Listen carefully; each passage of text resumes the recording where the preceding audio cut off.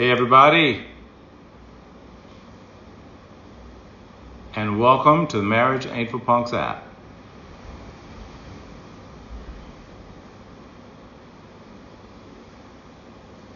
I didn't get a notification.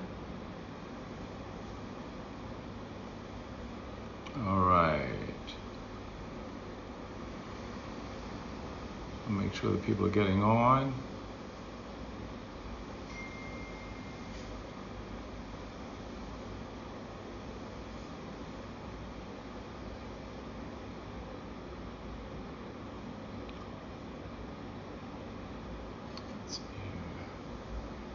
All right, people, come on. Let's see if we're on here now.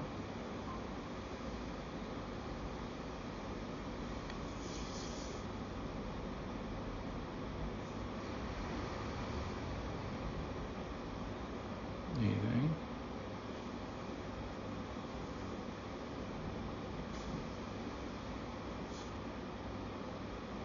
Are you in the app?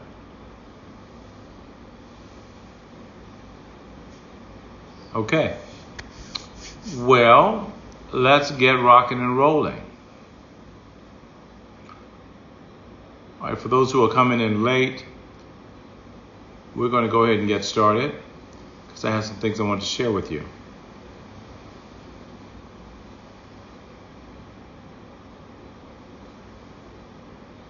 All right.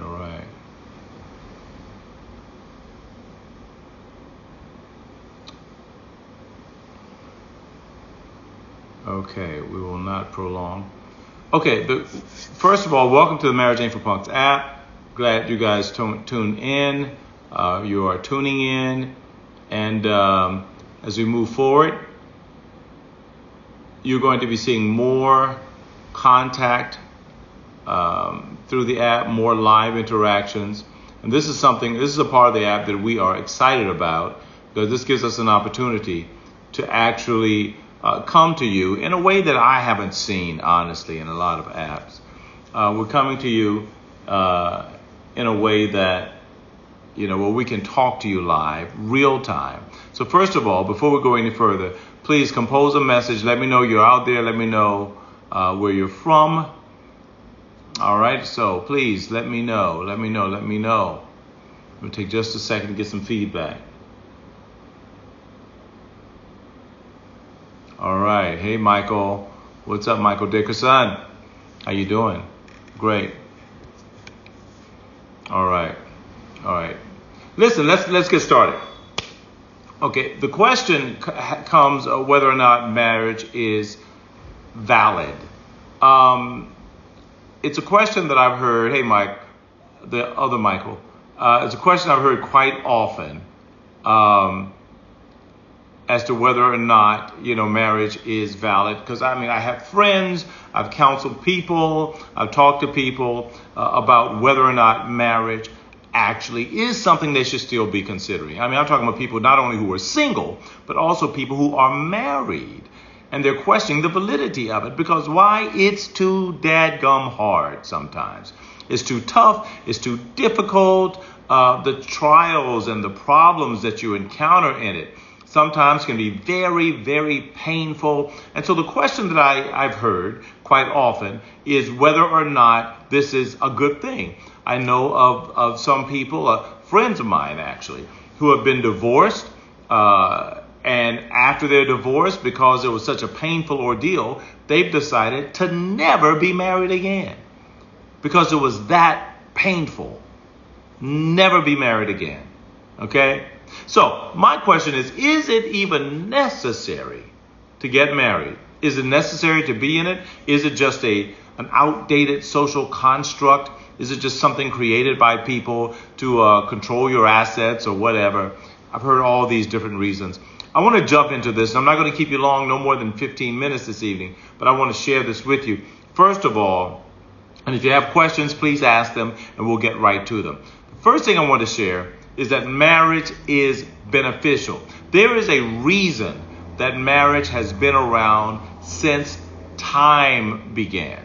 For as long as people can remember, even if you're an evolutionist or if you're a creationist, irrespective of what you are, there was a time that we can pinpoint marriage started. For the evolutionists, it started way back in Mesopotamia, thousands of years BC. I think it's somewhere around 2500 to 3000 BC was the first recorded marriage.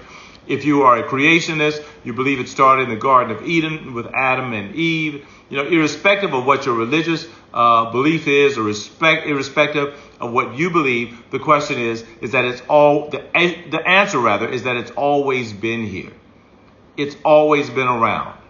Okay, and there's a reason for that. There is value in it. We're going to talk about that. We're going to talk about some of the value in it. So, the one question from user: what do you do when the issues can't seem to be solved because both people keep doing the same thing that contributes to the issues? Again, that's one of the reasons that people choose not to be married again. But let's talk about that. What do you do when the issues can't seem to be solved because both people keep doing the same things that contribute to the issues? Okay, first of all, when you look at this and the premise of the question is when issues can't seem to be solved. Okay, if the issue doesn't seem to be solved, it's because there's not equivalent effort put forth in their resolution. Is that the case? Is there equivalent effort? Now, everybody always says, yeah, well, I'm doing all I can. The other party says, yeah, well, I'm doing all I can. But when you really think about it, if you're doing everything you can, wouldn't it be resolved between two intelligent people who encountered an issue? Can't you get together and really think of something that can actually resolve that issue? Yes, you can. There's no question as to whether or not it can be resolved. The question is, do you want to be vulnerable enough to allow yourself to be the person who may have to relent, may have to take an L? You might have to be that person. Because if resolution means we both need to be right, then it won't be resolved. If resolution means I got to make sure you know you're wrong, then it won't be resolved. But if both parties can come into a situation and understand, first of all, we're not attaching the problem to the person. We're understanding the problem for what it is. Something that's objective, something that's not a part of our marriage, something that happened to us, and we're now dealing with it.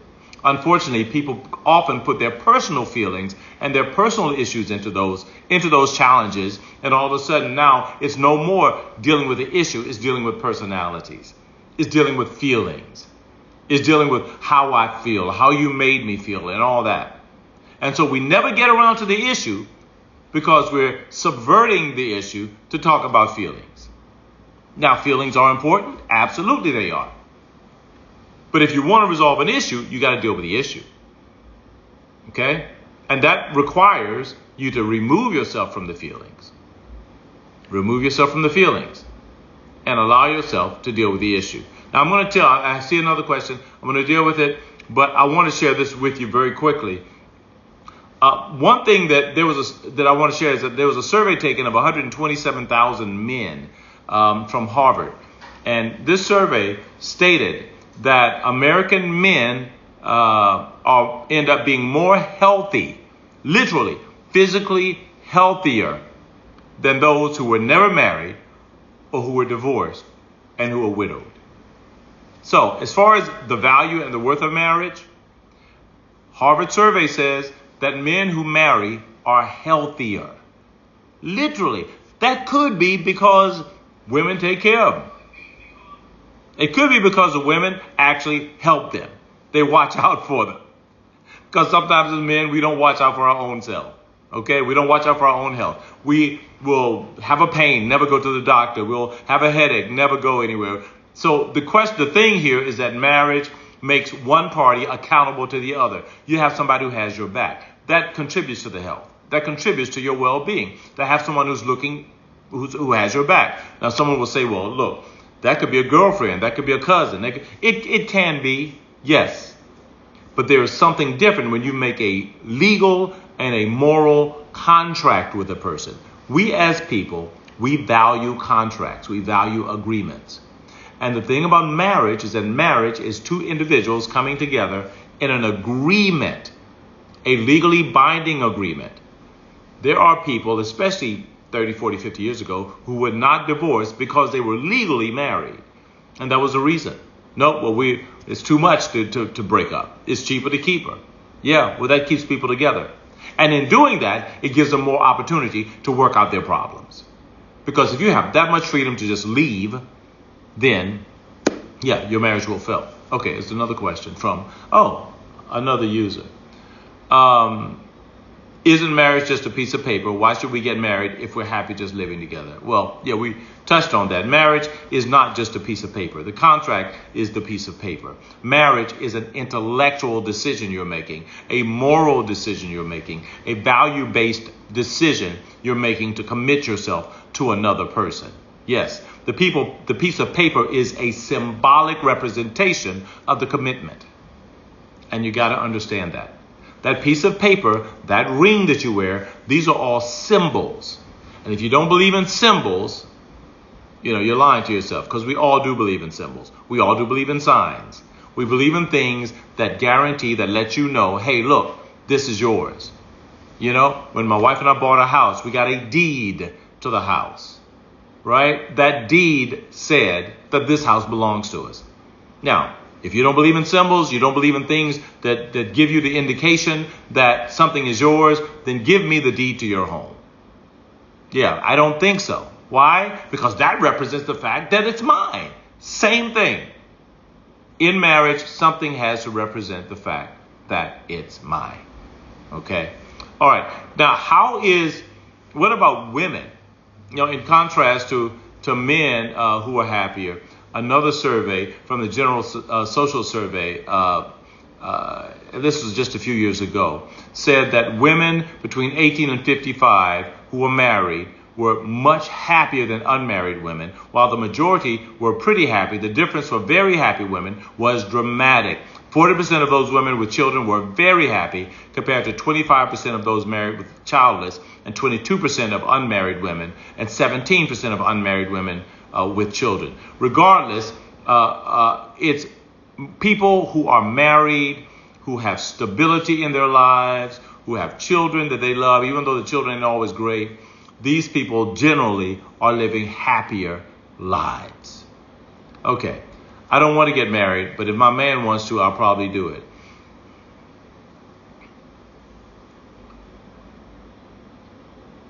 Okay, I don't want to get married, but if my man wants to, I'll probably do it. I wouldn't marry you. If that's your attitude, it wouldn't happen. No one should get married because somebody else wants them to.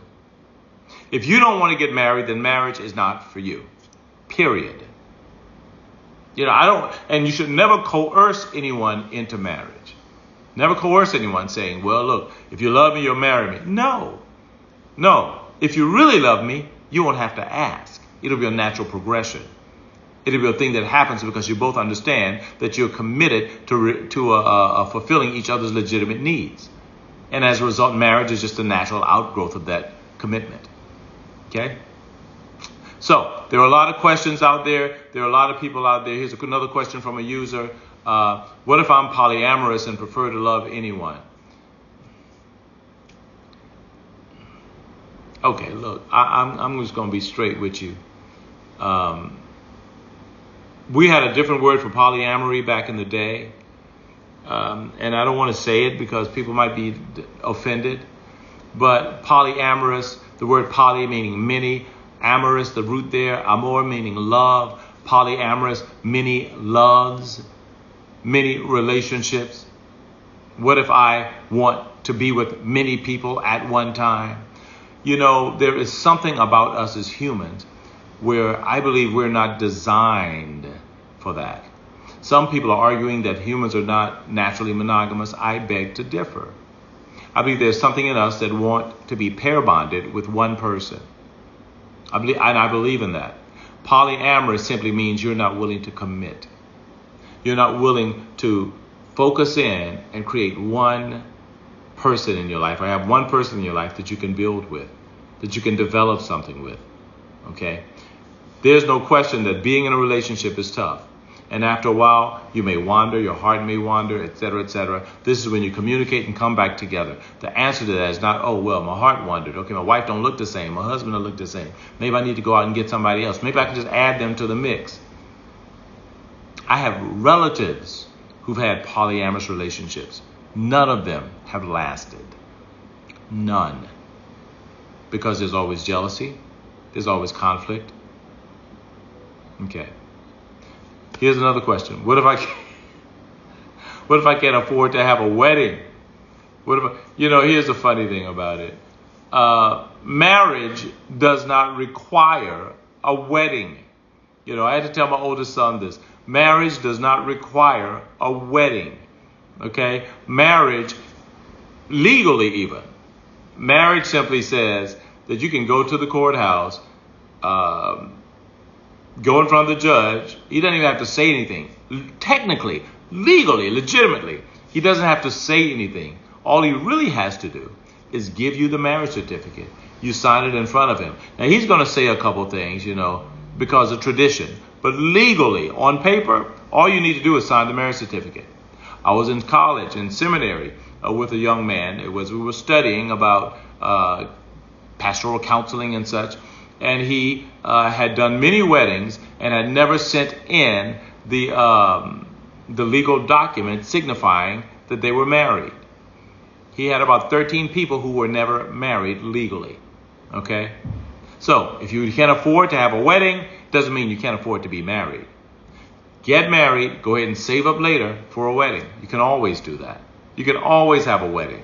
When I got married, my wife and I, we couldn't afford a big wedding. We were just rushing. Things were happening. We wanted to do it, so we got married. And then later on, we had fabulous vacations and celebrations of our wedding, of our marriage. Here's another question from you. My marriage is no longer fun. It feels like I'm stuck. I get so frustrated about seemingly everything, and so does my spouse. Should I get a divorce? My marriage is no longer fun. I want to dwell on that. I'm going to sit on that for a second. My marriage is no longer fun. Do you have a job? Is it fun? No, not always. I don't care how much you love your job. It's not always fun. Why do you keep it then? You keep it because it has value. Because without it, you could not pay your bills. Without it, you could not pay your mortgage or your rent. Without it, you could not eat. Without it, your relationship may flutter or fail. Okay? You keep your job because you have children, because you have responsibility. So you keep your job because you know that there's value in me sticking with this thing. My marriage is no longer fun. You keep your marriage for the same reason, because of the value in it. And because you know that if I stay together and we work through these problems, we can actually build something that can be impenetrable. We can build something that can be incredible. Now, if you feel stuck in your marriage, the first thing you need to do, talk to your spouse and then get counseling immediately. Get counseling immediately. Okay? Because being stuck simply means you don't know where to go. Being stuck means that you, for some reason, either your own anger or your own unresolved issues, you're refusing to allow yourself to get unstuck. No one's stuck. You can always get unstuck. As long as you're an intelligent human being, you can always find ways to get unstuck. Okay? As far as just getting frustrated about the same thing, you need to find out what the source of your frustration is. I look at frustration as just, a confused mind or an oppressed mind trying hard to find a solution to an answer. You just can't find a solution to your answer, so it's frustrating. And you don't get frustrated about everything. No, you can't use absolutes like that, but actually, when people are at the bottom of their rope like this and they feel stuck and they feel frustrated, this is not the time to divorce. Because if you divorce in this state, what's going to happen is you're going to take the same baggage to the next relationship. And then you have people who've been married for 2, 3, 4 times because you never found the reason. Maybe if you feel it's not fun, you get stuck, you are frustrated, then you have to look at the common denominator there, you. And if you're the common denominator, then maybe you need to seek counseling first. Okay? Find out why you're feeling these things. And then after you do that, then bring your husband back into it. Say, okay, fine, you know what? I've gotten some clarity in my situation. Now let's do it together. Okay? Here's the last question from a user. My spouse complains that I put kids before him, but isn't that the way it's supposed to be? No. In a short, no. Absolutely not. Your husband is absolutely right. Your kids are not supposed to come before him. And if you're putting your kids before him, you're doing a disservice, an injustice, not only to your husband, but to your children. Your children don't need to see that they are above or more important than your husband. Your children need to see that you and your husband value each other and that they can come under that umbrella of comfort, that umbrella of safety, and feel comfortable and feel loved and feel cared for. Because what often happens is that parents, sometimes the wife, sometimes the husband, will exalt those children above their spouse. The children knows that. The children, they know it. And what will happen is that, I'll just say wife, because it happens more with women than men.